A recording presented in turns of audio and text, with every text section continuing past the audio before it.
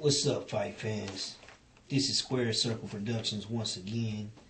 I'm about to give you a rant, and this is on an important subject. On my earlier rant, I did one on his boxing dead, and I spoke about one of the things, the reason for the decline in boxing was the rise of MMA, and then it kind of took over. And then later on in the clip, I said something about how I read in a thread on Twitter or somewhere that, boxing is starting to get back on the upswing, and the MMA's buzz is kind of dying down a little. And there is some truth to that.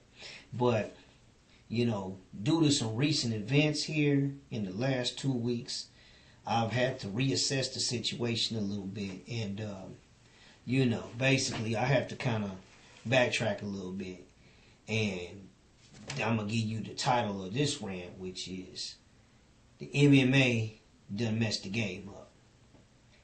The MMA done messed the game up, and pure and simple, we talk about boxing being on a decline. And we talk about MMA being the big man on campus, or the top dog, if you will. But man, we got to look at this. UFC 182 just happened. And John Jones was successful in his title defense against Daniel Cormier. Okay. But at the end of the day, the very next day, he checked into rehab. Okay. As it stands right now, John Jones is the future of MMA, specifically UFC.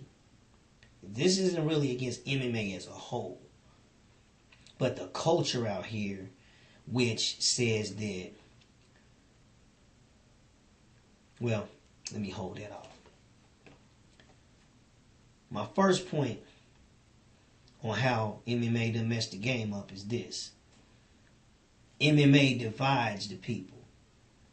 See, before MMA really existed, you had a brotherhood amongst fighters, amongst martial artists. You understand what I'm trying to say? Like, boxing was a situation where boxing was pretty much considered, whoever the heavyweight champion of the world was considered to be the baddest man on the planet. But you had karate guys, you had kung fu players, you had wrestlers, you had other people who fought competitively, kickboxers, different type of fighters, and you had different styles. You had Taekwondo, you had Shotokan, Goju-Ryu, Kenpo, you had Muay Thai, you had people that studied ninjutsu, Aikido, Judo, basic karate. You could go to the average YMCA and take up karate classes. So you had the traditional martial arts, you had boxing, you had wrestling, you had all of these different things. But at the end of the day, any one of those people in any one of those sports would say, Muhammad Ali is a cold piece. And boxers, we all admit, Bruce Lee was the stuff. So, you know what I'm saying? There was still unity. People had different styles, and they had competitive leagues. So you had sport contact karate. You had kickboxing. You had different things, and a lot of these guys were black belts in either Taekwondo or some kind of form of karate. You understand what I'm trying to say? And to be honest with you, Bruce Lee is the father and originator of what we call mixed martial arts right now.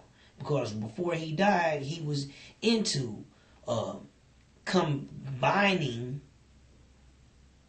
styles, combining techniques, combining methods of attack, because he realized that not one art was complete.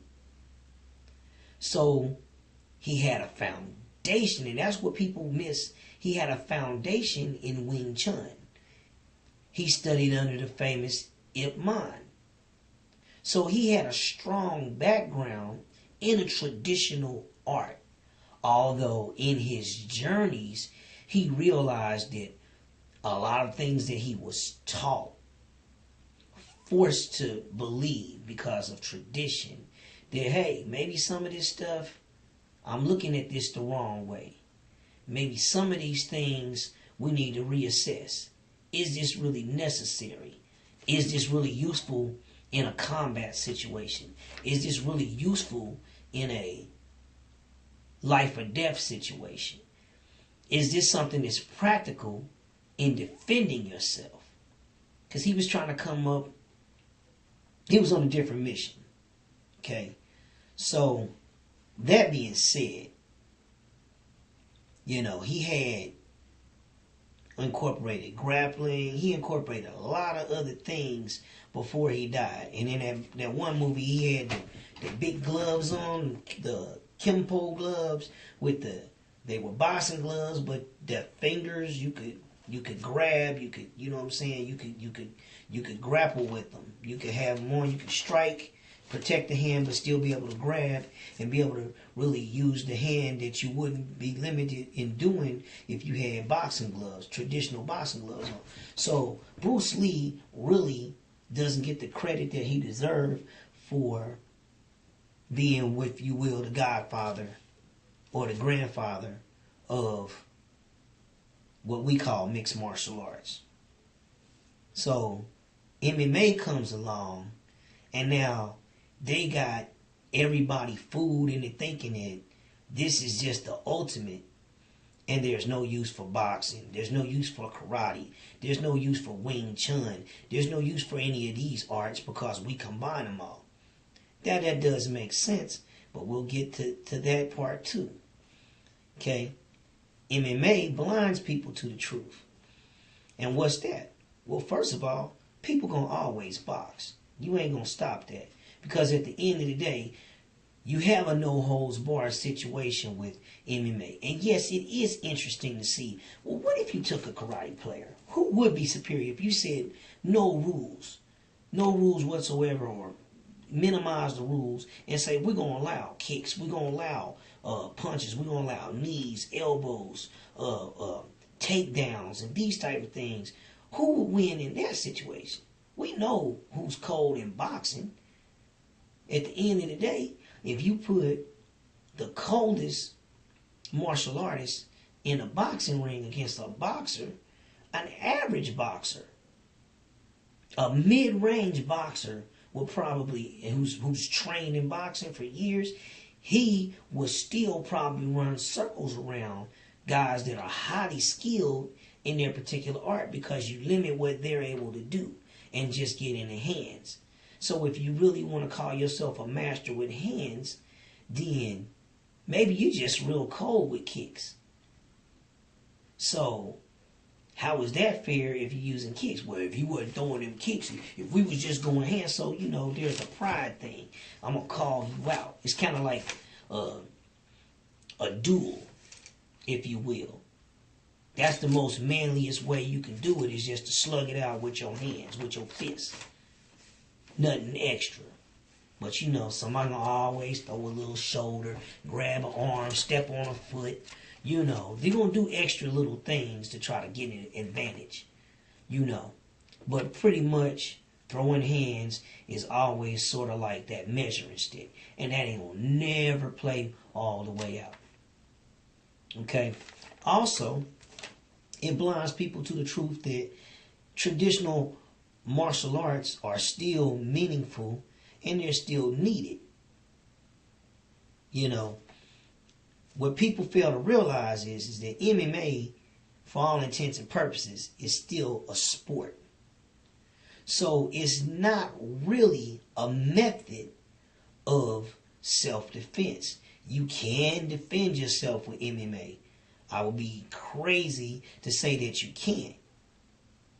But to say that traditional martial arts are useless and meaningless because this is far superior, in what way?